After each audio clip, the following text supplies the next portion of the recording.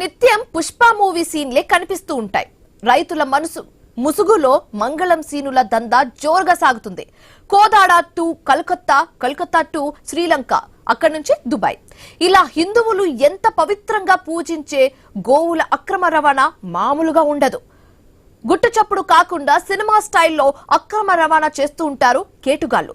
తెలుగు రాష్ట్రాల సరిహద్దులో సాగుతున్న గోవుల అక్రమ దందాపై ఐ న్యూస్ ఇన్వెస్టిగేషన్ రిపోర్ట్ ఇప్పుడు చూద్దాం.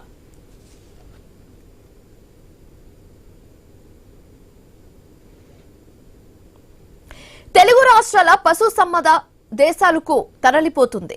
అక్రమ రవాణాతో ఆవులు తరలించిపోతున్నట్లుగా కొన్ని కథనాలు కూడా వచ్చాయి. కసాయి చేతుల్లో అవి బలైపోతున్నట్లుగా కూడా తెలుస్తుంది. అక్రమ దందాతో పోతులూరి బ్రహ్మేంద్ర స్వామి చెప్పిన మాటలు నిజమవుతున్నాయి. ఏపీ, తెలంగాణ గోవులు విదేశీయులకు ఆహారంగా మారుతున్నాయి. సూర్యాపేట జిల్లా కోదాడ పశువుల సంత పాడి ఆవుల విక్రయాలకు యమ ఫేమస్. చాలా ఏళ్ల నుంచి ఇక్కడ క్రయ విక్రయాలు జోరుగా సాగుతున్నాయి. రకరకాల ఆవులను కొనేందుకు ఇతర రాష్ట్రాల నుంచి రైతులు వస్తూ ఉంటారు ఇక్కడికి. కానీ ఇదంతా ఒకప్పటి మాట. ఇప్పుడు కూడా ఆవుల అమ్మడాలు కొనడాలు బాగానే సాగుతున్నాయి. కానీ జరిపేది రైతులు కాదు, వారి ముసుగులో దళారులు. వేలంలో రైతుల కంటే ఎక్కువగా ధర చెల్లించి మరీ దందా చేస్తున్నారు దళారులు. అలా కొనుగోలు చేసిన ఆవులను కోల్కతా, ముంబై లాంటి మహానగరాలకు పంపించి అక్కడి నుంచి శ్రీలంక అండ్ దుబాయ్ లాంటి దేశాలకు తరలించి సొమ్ము చేసుకుంటున్నారు. ఎవరికి ఏ మాత్రం అనుమానం రాకుండా పుష్ప మూవీ స్టైల్లో రవాణా చేస్తూ ఉంటారు. గోవులు కనపడకుండా ఏదో రవాణా చేస్తున్నట్లుగా యాక్ట్ చేస్తూ ఇల్లీగల్ బిజినెస్ చేస్తున్నారు కేటుగాళ్లు.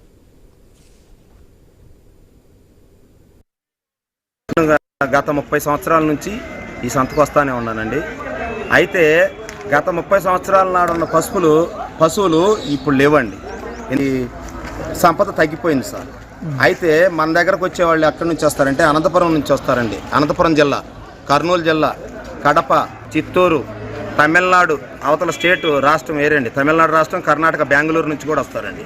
రాయచూరు, తర్వాత ఇటు నిర్మల, జగిత్యాల, ఇటు కరీంనగర్, వరంగల్ ఆ ఏరియాల నుంచి వస్తారండి. ఇటు మళ్ళీ కృష్ణా జిల్లా నుంచి కూడా వస్తారండి. ఇక్కడ కోదాడ సంతకు వస్తారండి. కోదాడ సంత వచ్చేసి తెలంగాణ రాష్ట్రం, సూర్యాపేట జిల్లా కోదాడ సంత అండి. ఇక్కడ కోడదోళ్ళకి మంచి ఫేమస్ అండి. ఆవులకు కానీ ప్యూర్ ఒంగోలు జాతి ఆవులకు కానీ కోడదోళ్ళకి కానీ మంచి ఫేమస్ అండి. కావాల్సిన వాళ్ళు ఈ సంతకు రావచ్చు. ధరలు కూడా అనుకూలంగా రీజనబుల్గానే ఉన్నాయి. కాకపోతే ఏంటంటే గోసంపద తగ్గటం వల్ల కొంచెం రేట్ అనిపిస్తుందండి. గ్రామం మాది కర్నూలు జిల్లా, కర్నూలు మండలం. నా పేరు గోకాది. ఈ దూళ్ళు ఇవాళ ఆదివారం సంత కోదా నుంచి పోయేటి కర్నూలు కానీ కడప కానీ ఇప్పుడు ఆవులు వచ్చే పరిస్థితి లేదు. ఆవులు రాకపోవడం ఏంటంటే ప్రతి ఒక్కడు నైస్ అయిపోయింది. ఇంటికాడ పేడెత్తడం, ఇంటికాడ పశువులు కట్టేయడం, పశువులు మేపే పొజిషన్ లేని వల్ల ఈ పశువులు తగ్గిపోయినాయి. సరే పోతే దాన్ని ఎవడేం చేయలేడు వాస్తవంగా. అయితే ఇవి మేపేతోళ్ళు లేక, పెట్టుకోలేక, ఇంటికాడ స్థలాలు లేక, అపార్ట్మెంట్లు అయినాక ఏడ కట్టేసుకుంటూ పశువులు ఎవడో పల్లెటూళ్ళు ఉన్నాడు 4-5 కట్టేసుకుంటాడు. కోదాడ సంతలో ఒక్కో గోవును బట్టి 30 నుంచి 50 వేలకు విక్రయిస్తుంటారు దళారులు. రైతు ఫిక్స్ చేసిన అమౌంట్ కంటే ఓ 5,000 ఎక్కువ చెల్లించి కొనుగోలు చేస్తుంటారు. ఇక్కడ 30 నుంచి 50 వేలకు కొనుగోలు చేసిన ఒక్కో గోవు శ్రీలంక అండ్ దుబాయ్లలో 60 నుంచి 1,00,000 పలుకుతూ ఉంటుంది.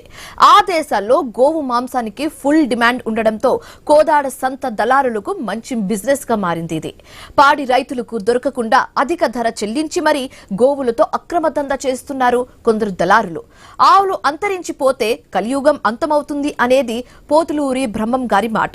దైవంగా భావించే గోవులను కాసులుగా కకృతిపడి కసాయిల చేతుల్లో పెడుతున్నారు అక్రమార్కులు. ఇప్పటికైనా గోవులు అక్రమ రవాణా అరికట్టాలని డిమాండ్ చేస్తున్నారు గోరక్షక సమితి సభ్యులు. ప్రతిసారి వస్తున్నాం. ఆవులనే అంతరించిపోవడం వల్ల గొడ్లకి ఇబ్బంది అవుతుంది. వ్యవస్థ లేదు. అందుకోసం కటింగ్ గుడ్లు ఆపితే బాగుంటుంది. ఆవులు లేకపోతే దూడ ఎగ్గుదల నుంచి వద్ది కట్టి ఏంటంటే సమస్త పెరుగుతుంటది. ఎక్కడికక్కడ తల్లి లేదనుకో పిల్ల నుంచి వద్ది.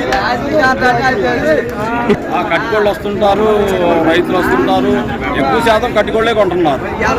ఎక్కువ రేటు పెట్టి వాళ్ళే కొంటారా? రైతులు కొనలేకపోతున్నారు రేటుకి.